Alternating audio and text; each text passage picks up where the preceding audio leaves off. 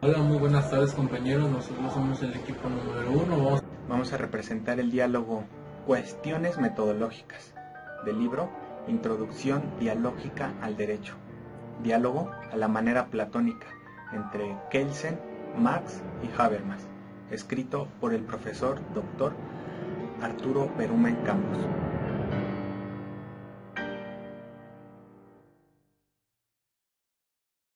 Kelsen o el ser del derecho, Marx o la esencia del derecho, Habermas el concepto de derecho. En el Congreso de Filosofía del Derecho, que periódicamente se celebra en el Topos Uranus, se encontraron al final de una conferencia Hans Kelsen, Karl Marx y Jürgen Habermas. ¿Qué tal, maestro Kelsen y camarada Marx? ¿Qué les pareció la conferencia que acabamos de escuchar? ¿Cómo han estado, ilustrísimos intelectuales de la burguesía? No tan bien como usted, maestro del proletariado, ni como usted, teórico de la comunicación. Pues, exagera usted, querido Kelsen, aladí del purismo metódico, pero ¿qué opinan de la conferencia? Interesante, ¿no? Bueno, le diré, estimado Habermas, me sorprende tanto esfuerzo del conferenciante para justificar un sincretismo metódico, tan inaceptable desde el punto de vista científico. ¿No le parece, amigo Marx?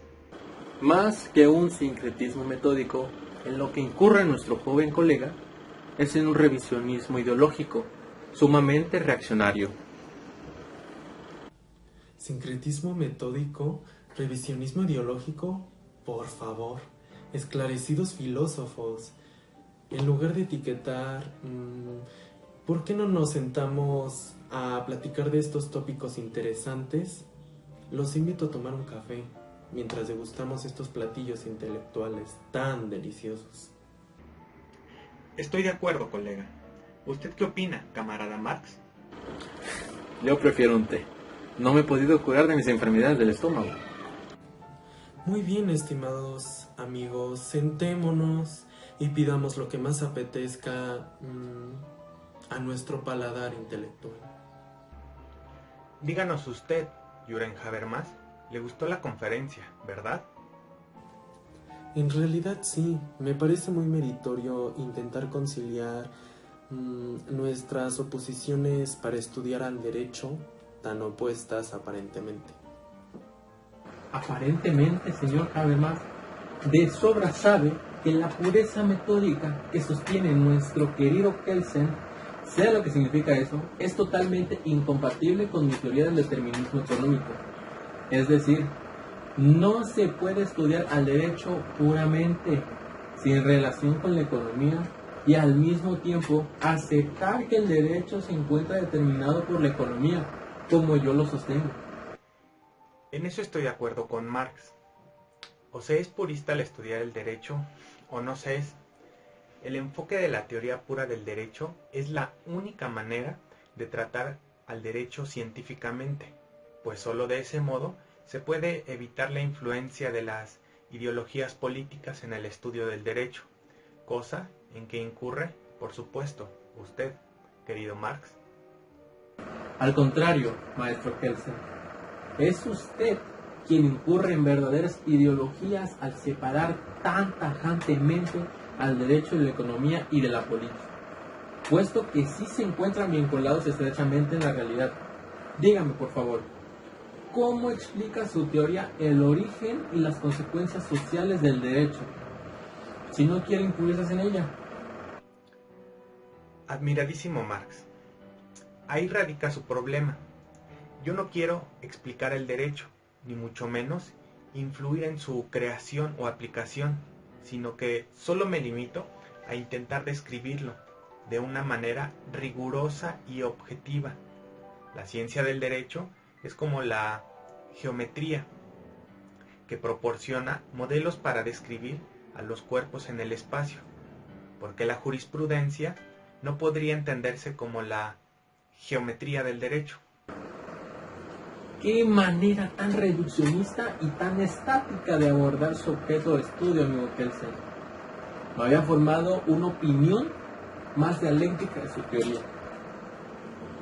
Queridos amigos, mucho ayudaría a entendernos que nos lanzáramos menos epítetos y nos preocupáramos, como dice Wittgenstein, de precisar el sentido de nuestras palabras. Si utilizamos la semiótica, es posible que muchos de nuestros desacuerdos se desvanezcan como verdaderos pseudoproblemas filosóficos. ¿Qué sugiere usted, nuestro filósofo del lenguaje? Por ejemplo, ¿por qué no indagamos el significado con el que estamos usando la expresión ciencia o método científico para estudiar el derecho? ¿Cuál es el sentido en el que usted la usa, Marx? Se lo voy a decir, pero antes quisiera aclarar que también el lenguaje, en tanto que forma parte de la superestructura social, se encuentra determinado por la infraestructura económica, y en este sentido, el pretendido purismo del amigo Kelsen no es otra cosa que el resultado de la división del trabajo que el capital necesita para especializar cada vez más a la profesión de los juristas, independizándolo de los políticos y los economistas, como muy bien mi amigo Engels ya hace bastante tiempo lo había demostrado. Estoy de acuerdo que tanto el desarrollo del derecho y de su ciencia son productos de la división del trabajo, pero lo que no logro entender muy bien, estimado Marx, es el por qué este desarrollo se encuentra al servicio de la burguesía. ¿Acaso no hay juristas socialistas de izquierda? Eso por un lado. Por el otro, independientemente de ello, si la separación del derecho, de la economía y la política y, en general, de la moral es un producto histórico, ¿por qué no estudiarlo así? Precisamente separado de los demás fenómenos sociales, es decir, estudiarlo puramente. Esta relativización histórica del purismo metódico aceptada por usted, amigo Kelsen, ¿no le llevaría también a relativizar la tajante división que hace entre el ser y el deber ser? ¿No será también un resultado de la evolución histórica? Bueno, yo he sostenido que la no separación entre el ser, causalidad, y el deber ser, imputación, llevó al pensamiento primitivo a sostener el animismo, es decir, a creer que en la naturaleza existían castigos, delitos, normas, etc. Los antiguos aplicaban a la naturaleza las normas con que organizaban la sociedad. Se creía que en la naturaleza existía un alma que podía sujetarse con la imputación, con el deber ser. La idea de que en la naturaleza solo existen causas y efectos, pero no ilícitos ni sanciones, fue producto tardío de la evolución social. Volver a confundir el ser y el deber ser mediante un sincretismo metódico, como lo hace aquí nuestro amigo Marx, es volver al animismo primitivo, es regresar a una etapa superada de la sociedad. Voy a contestarle con una expresión del maestro Hegel, aunque no comparto otras ideas con él. Que una cosa sea diferente de otra no quiere decir que sea indiferente. Vamos a suponer. Esa es la actitud hipotética, querido Marx. Vamos a suponer que sean diferentes el ser y el deber ser. Y vamos a suponer también que el ser kelseniano corresponde a la infraestructura económica y el deber ser a la superestructura jurídica y política. Entonces, ¿estarían de acuerdo, estimados amigos, en que el ser determina al deber ser? Me parece sumamente atractiva esta reconstrucción de su teoría, Carl, aunque no sé, podría opinar, Hans. Sí, es realmente sorprendente la capacidad dialéctica de Marx, pero aún así se me hace difícil entender cómo el ser determina al deber ser, pues se trata no tanto de dos mundos, sino de dos distintas visiones del mundo.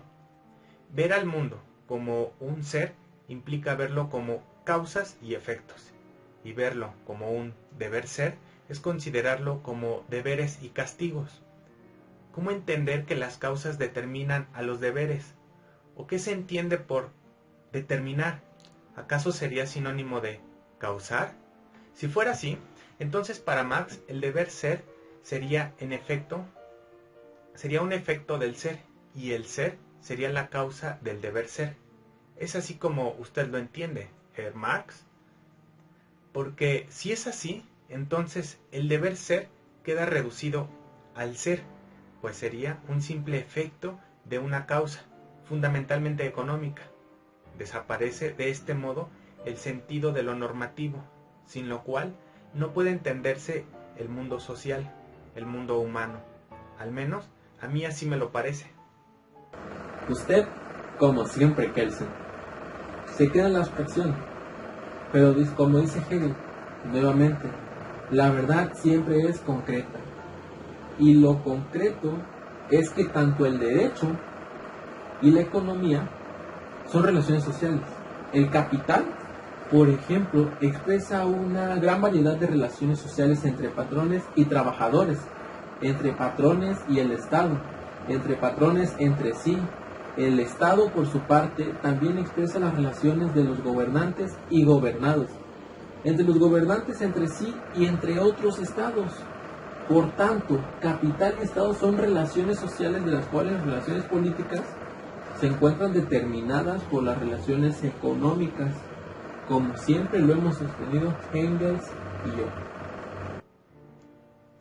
Más bien, mi estimado Karl, el Estado, que puede identificarse con el derecho, es el conjunto de normas que regulan esas relaciones sociales a las que usted se refiere, pero dichas normas no son relaciones sociales en sí mismas. Tal vez así sea, Hans, pero tales normas son el resultado de las relaciones sociales, especialmente las de producción. ¿Tienes algo que decir al respecto? Desde luego que sí. En realidad, sin las normas jurídicas no se podrían entenderse como relaciones sociales ni las de producción ni ninguna otra. ¿Me permiten participar en su diálogo? Por favor, amigo Juren. Por supuesto, Habermas. Gracias. Me parece que ambos todavía no están en la abstracción y de ese modo, de acuerdo con Hegel, no es posible conciliar las posturas opuestas. Es necesario concretizar más, amigos míos. ¿Qué son en realidad las relaciones sociales, sino acciones sociales? Es decir, interacciones recíprocas, de comportamiento de dos o más individuos, ¿o no? ¿Cuál es la diferencia? Usted siempre con sus sutilezas, Jürgen. Las relaciones sociales son acciones sociales. ¿Qué otra cosa podrían ser? En efecto, son lo mismo, solo que la expresión relaciones sociales es una metáfora que está en lugar de interacciones recíprocas. En este sentido, esta expresión es más concreta y nos puede ayudar a resolver un desacuerdo entre ustedes dos. No veo cómo. Explíquenos, por favor. Voy a intentarlo. Pónganse cómodos y pidamos otro café. Mirar a las relaciones sociales como interacciones nos permite no perder de vista que las interacciones necesitan estar coordinadas mediante el lenguaje. ¿Y eso qué, Habermas?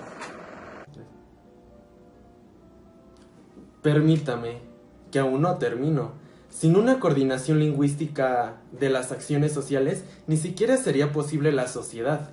Por ello, el objeto más importante de la sociología es indagar cómo posible garantizar la secuencia de las interacciones recíprocas, que no es otra cosa que la sociedad misma.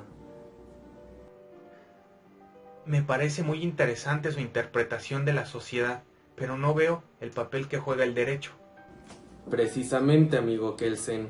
El derecho es un lenguaje que tiene como finalidad coordinar las acciones sociales de grandes grupos, como una nación o un país.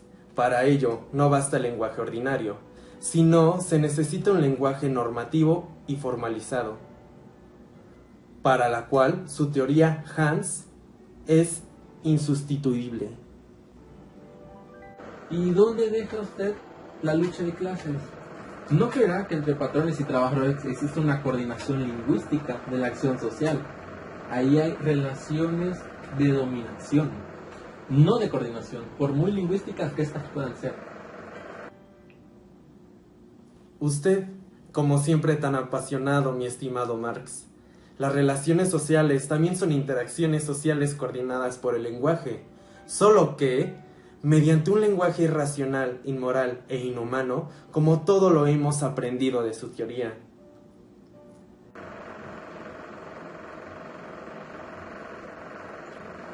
Lo que yo considero como inhumano es el sistema capitalista, es decir, las relaciones de producción capitalista, no el lenguaje. Su olvido del lenguaje es lo que hace que parezca que sus relaciones de producción son mudas. En realidad, no hay acciones sociales que no estén meditadas por algún lenguaje racional o no. Por ejemplo, podemos reinterpretar su noción del capital como un lenguaje sistemáticamente distorsionado. Me parece que esa es una buena crítica contra la substancialización de las ideas que hace Marx. Me parece que también su teoría Kelsen hay un olvido del lenguaje. También sus relaciones jurídicas parece que son mudas, cuando en realidad el derecho es, o cuando menos está expresado, en un lenguaje. Como lo dice un discípulo suyo, Orlando Tamayo. Y usted todo lo quiere reducir al lenguaje. La exorbitancia que le da el lenguaje le hace incurrir en un idealismo encubierto contra el cual he luchado toda mi vida. Y yo estoy comenzando a sospechar que usted, Habermas, a punto de recaer en una postura iusnaturalista, contra la que yo también he luchado toda mi vida. Pues ni soy idealista, querido Marx, ni soy iusnaturalista, querido Kelsen, simplemente soy pragmático. ¿Pragmático? ¿Viene de praxis? La verdadera praxis es la que se preocupa no solo de interpretar el mundo, sino de transformarlo. Mi querido Marx, la pragmática y la praxis son totalmente compatibles si tomamos en cuenta que yo solo me preocupo del lenguaje, sino también de la acción. Lenguaje y acción. Mi teoría se llama precisamente teoría de la acción comunicativa. Por ello, me parece que su acusación de la idealización carece de fundamento. Aún así, me parece que su posición es idealista. Habla usted de acción comunicativa. ¿Dónde deja usted la acción revolucionaria? Perdóneme que interrumpa, pero nos estamos alejando de nuestro tema central, que es la metodología jurídica. Más adelante discutiremos el derecho y el cambio social. ¿Estamos de acuerdo? Sí, claro. Por supuesto, Kelsen. Retome el tema, por favor. Antes que nada, me gustaría que respondieran a mi imputación de que su teoría comunicativa del derecho es una recaída en el iusnaturalismo. Bueno, tal vez tenga razón, pero en el sentido en que el sistema jurídico no siempre está expresado en términos dialógicos, sino monológicos, y la naturaleza del lenguaje es dialógica, como lo ha dicho mi maestro Gadamer, aunque no tengamos conciencia de ello. Y en la medida en que el derecho es un lenguaje, en esa medida el derecho es dialógico, aunque no siempre se exprese así. No sé si le he contestado satisfactoriamente. Más o menos. Me parece que después volveremos sobre ello. El verdadero problema del que nos iba a sacar la teoría de Habermas era el de la relación del derecho y la economía, en la que, según yo, está determinada a aquel y que, según Kelsen, no puede existir ninguna relación entre el deber ser jurídico y el ser económico. ¿De qué manera puede usted resolver tal contraposición con su teoría comunicativa? Lo que me parece es que usted aún continúa en la abstracción de la que acusaba Kelsen. La economía puede entenderse como un conjunto de acciones sociales y el derecho como un lenguaje formal que las coordina. De modo que puede decirse que la economía determina al derecho en el sentido de que el derecho tiene como finalidad, entre otras cosas, la de coordinar las acciones económicas, así como las acciones políticas o las culturales, etc. Pero también, como dice nuestro joven conferenciante, el derecho redetermina a la economía, en el sentido de que las acciones económicas no pueden coordinarse a nivel nacional sin el lenguaje del derecho. Redeterminación, has dicho. Me huele profundamente a Hegel, una determinación recíproca de los conceptos. Me parece que sí. Nuestro joven amigo es un admirador de Hegel. Bien, Habermas, pero ¿cómo podríamos entonces vincular el ser y el deber ser según tu novísima teoría? Creo que de la misma manera, solo que a otro nivel de abstracción. El ser y el deber ser se puede vincular por medio del lenguaje, no que uno derive del otro o viceversa, por meditación del lenguaje, sino que por medio del lenguaje se interprete el ser y por medio del lenguaje se construye el deber ser. Espera, Habermas. Lo que tú haces es únicamente vincular dos tipos de lenguaje, el lenguaje descriptivo del ser y el lenguaje prescriptivo del deber ser. ¿Cómo vincular el lenguaje descriptivo con el lenguaje prescriptivo sin violar la ley de Hume, que dice que no se puede derivar lógicamente un lenguaje prescriptivo de uno descriptivo? Podría ser, como dice Correas, en toda norma se encuentran unidos los dos tipos de lenguaje, el lenguaje descriptivo y el lenguaje prescriptivo, sin que derive uno del otro, por lo que se estaría violando la ley de Hume. O como dice Dworkin, el derecho se integra con normas, principios y prácticas. Estas últimas corresponden a lo que yo llamo acciones sociales, y las normas y los principios al lenguaje prescriptivo que las coordina. De modo que, así como es posible conciliar al derecho y a la economía, también se puede compaginar el ser y el deber ser.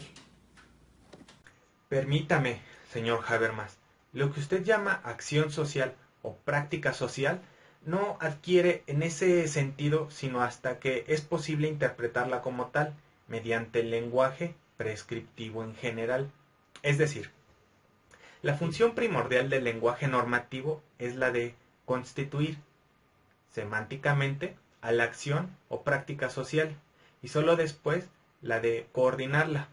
Es más, solo es posible coordinar las acciones sociales interpretándolas normativamente, de manera que usted solo está interpretando el ser con el lenguaje del deber ser, pero no está uniéndolos. ¿Qué le diré, amigo Kelsen? En realidad no me parece importante qué es primero, si la interpretación o la coordinación. Lo importante es que el lenguaje del derecho garantice una secuencia de interacciones recíprocas. Claro que, para ello, los sujetos tienen que interpretar en común la situación dentro de la cual sus acciones o sus prácticas, de modo que no sería posible llevar a cabo ningún plan de acción social, jurídica o no. En otras palabras, la semántica está subordinada a la pragmática, los significados a las prácticas, con lo cual creo acercarme a la posición de nuestro silencioso Marx. En todo este rato en que no me han dejado hablar. Al principio ustedes no me dejaban hablar y yo no dije nada. Bueno, ¿qué nos tiene que decir, Carl? Gracias. He estado pensando que, al contrario de lo que dice Habermas, nuestras posiciones cada vez parecen alejarme más. ¿Por qué dice eso? Veamos, Habermas. Dígame, ¿lo que usted llama acción social es algo consciente de los individuos o no? ¿Por qué me lo pregunta? Por la sencillísima razón de que en la sociedad capitalista, los sujetos, tanto burgueses como trabajadores, consumidores, políticos, en fin, toda la sociedad, funcionan mediante la dinámica estructural del capital, que les hace actuar enajenadamente. Por ejemplo, para no ser desplazados del mercado, los capitalistas y los trabajadores se ven obligados a competir ferozmente entre sí. Poco a poco, la dinámica del mercado, en tanto que es competitiva y despiadada, se va apoderando de la conciencia de los sujetos, a tal grado que pareciera que ya no son ellos mismos, sino instrumentos del capital, que adquiere casi una personalidad que ha sido tomada de dicho sujeto. En otras palabras, ¿cómo explica su teoría, señor Habermas, los fenómenos de la enajenación y el fetichismo del capital? En el fetichismo del capital puede entenderse, como creo que usted ya lo hace, Marx, como la capacidad, ficticia capacidad, de autorreproducirse a sí mismo, como la autovalorización del capital. Entonces puede interpretarse como un proceso comunicativo autopoiético, es decir, como un proceso que se autoconstruye a sí mismo, que se autoconstruye con sus propios elementos. Mi fetichismo del capital es un proceso antropoiético de comunicación. Hasta el capital lo ha transformado usted en comunicación. Bueno, la idea de autopoiesis sistemática es una aportación de un pensador llamado Luhmann. No sé si ustedes han oído hablar de él. La verdad no. Me parece que la autopoiesis sistémica luhmanniana tiene algunas semejanzas con la teoría metódica kelseniana. Si se quiere, estimado Kelsen, en un momento tocamos esa interesante comparación para detenernos un poco más en esta otra comparación entre el fetichismo del capital y la autopoiesis sistemática, ¿de acuerdo? Pues, ¿qué otra? Se quiere analizar primero la cuestión de la pureza y la autopoiesis. ¿Por qué no mejor comparamos los tres conceptos: fetichismo, pureza y autopoiesis? Me parece excelente. ¿Usted qué opina, Kelsen? Totalmente de acuerdo. Empiece, por favor, Habermas. Bien, para Luhmann, la autopoiesis de los sistemas económico-político es la capacidad de autoconstituirse a sí mismo por medios propios. Todo sistema tiene una programación o código binario que le permite reconocer los elementos de sí mismo y de rechazar los elementos ajenos a sí mismo. Eso es la pureza metódica. Eso es el fetichismo del capital. Es ambos, pero no exactamente. Que un sistema sea autopoiético no quiere decir que no reciba influencias de su entorno, de otros sistemas, o que sea importante estudiar esas influencias. Como parece decir que la tesis de la pureza metódica del señor Kelsen, sino que para que se dé esa influencia o que el sistema lo reconozca es necesario que antes de esa influencia, irritación, le llama Luhmann, sea traducida en términos de código binario del sistema para que sea reconocido como un elemento propio del sistema. Los sistemas complejos, sostiene nuestro autor, están provistos de un dispositivo metalingüístico que permite hacer dicha traducción.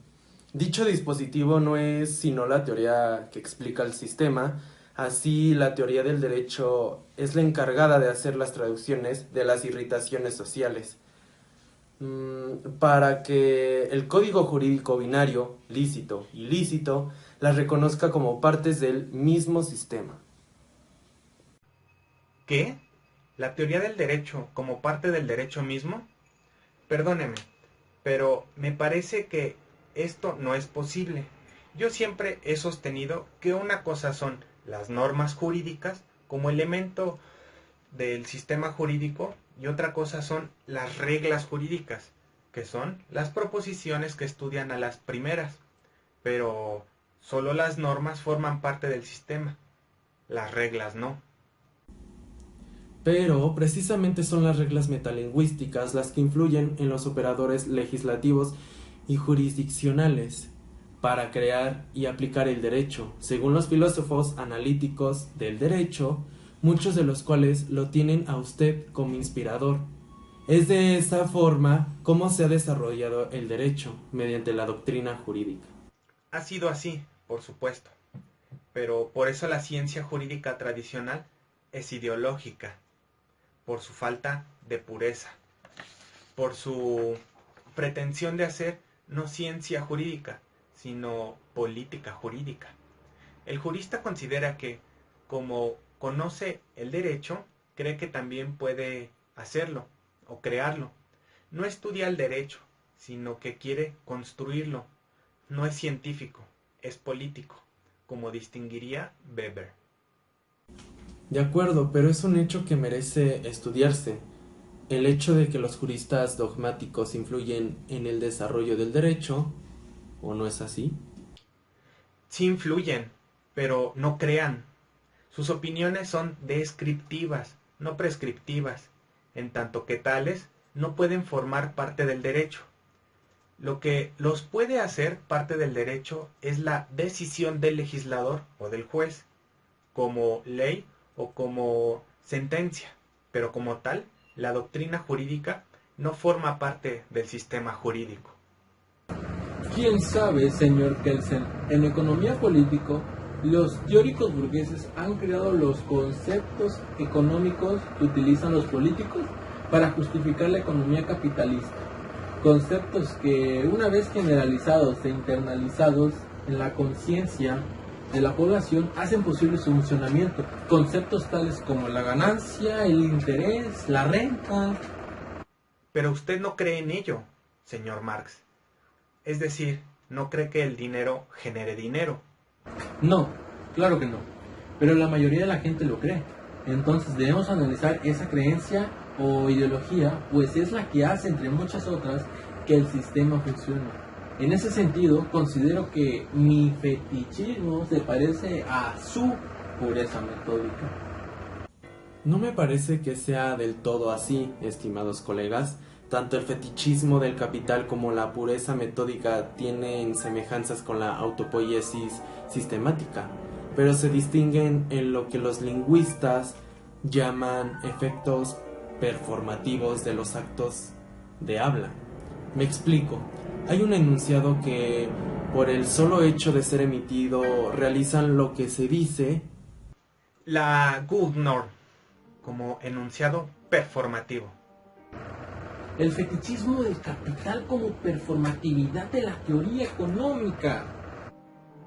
Sin embargo, tengo una inquietud, querido Habermas.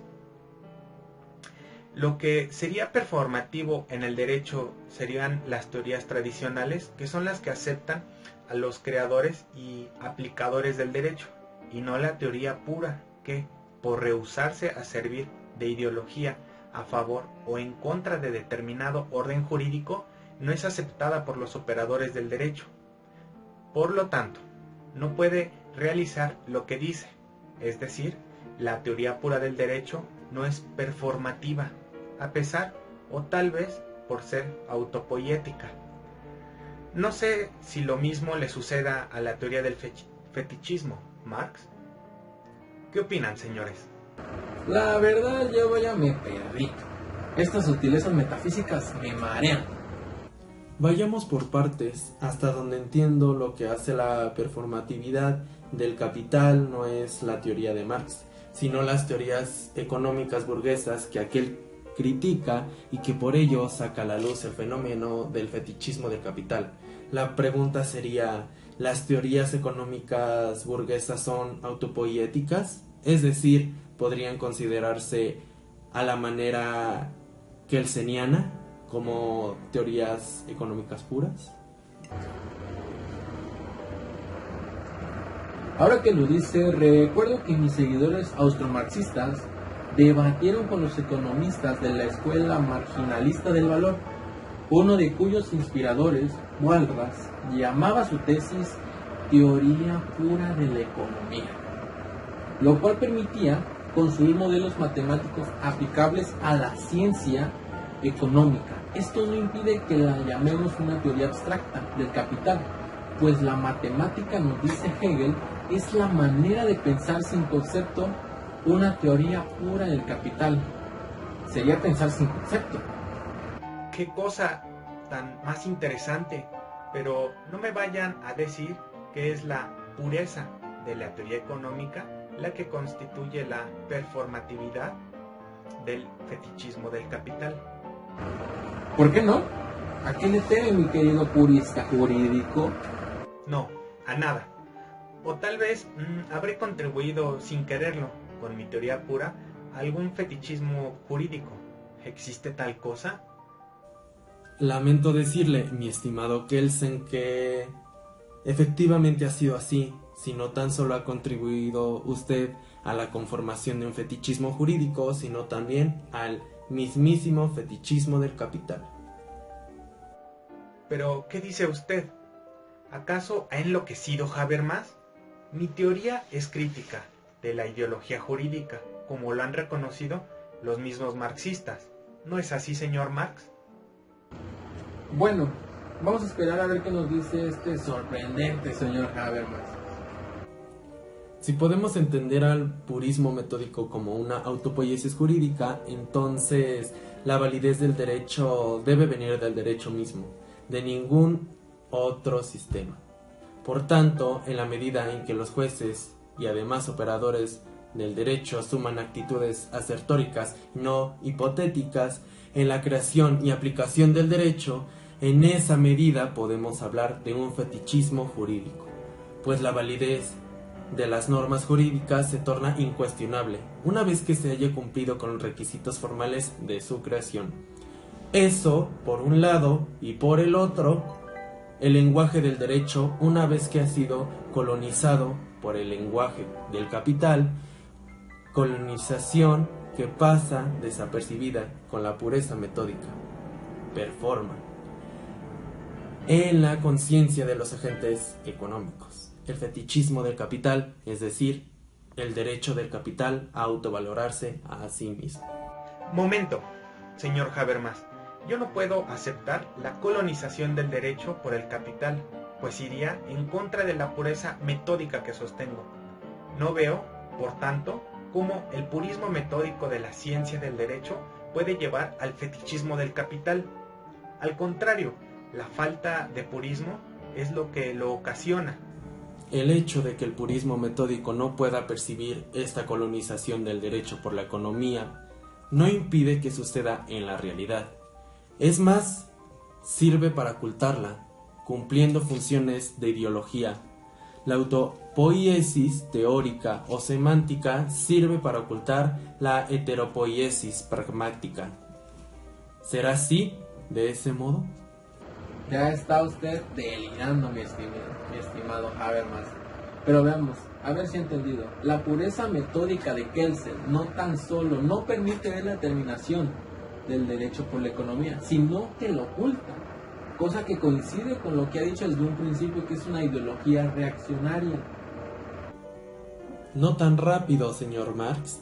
El lenguaje del derecho, una vez determinado, como dice usted, por el lenguaje del capital de una manera aparentemente autopoiética, redetermina, como dice Hegel, al lenguaje del capital de una manera performativa, es decir, realizativa.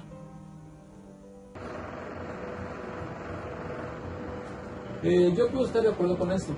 Dicho en sus términos, la economía determina el derecho autopoiéticamente y el derecho redetermina la economía performativamente, pero ¿qué opina Kelsen?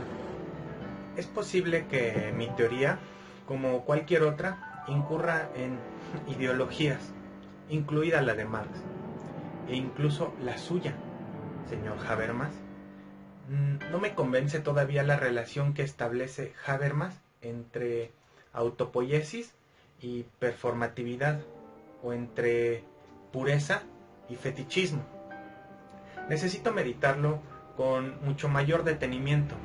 Lo que sí me parece cierto es que la teoría pura del derecho ha develado varias ideologías jurídicas que ocultan a la gorgona del poder, como por ejemplo la ficción de la norma fundamental o Grundnorm y la representación democrática moderna, entre otras. Esos temas podemos tratarlos más adelante. Lo más importante de su teoría, querido Kelsen, es que nos permite ver al derecho en sí mismo, sin relación con otros sistemas. Lo único que reprocho es que considera a la pureza metódica como el único momento del análisis, cuando me parece que solo debe ser el primer momento metódico. Ya después vendrá el análisis del determinismo económico y quizá un tercero, el análisis del discurso. ¿Qué les parece si continuamos después de esta conversación y pasamos a escuchar la siguiente conferencia? Me parece muy bien. Vamos pues.